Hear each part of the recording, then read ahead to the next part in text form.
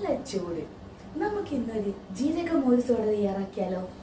ജീരകമോര് soda ഉണ്ടാക്കാൻ വേണ്ടി നമുക്ക് ആദ്യം ഒരു ചെറുതായ പച്ചമുളക് ചെറുതായി അരിഞ്ഞത് ഒരു പാത്രത്തിലേക്ക് ഇട്ട് കൊടുക്കാം. ചെറിയ ജീരകം പൊടിച്ചത് 1/2 ടീസ്പൂൺ, ആവശ്യത്തിനുള്ള ഉപ്പ്, തണുപ്പിന് വേണ്ടി കുറച്ച് ഐസ് കട്ടി ഇട്ട് കൊടുക്കാം.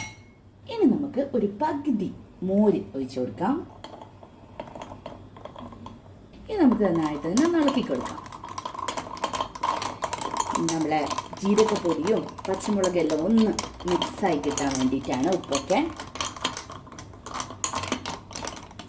ഇനി നമ്മുടെ മെയിൻ ഇൻഗ്രീഡിയൻസ് ആയ സോഡ നമുക്ക് ഇതിലേക്ക് പൊട്ടിച്ചൊഴിച്ചു കൊടുക്കണം.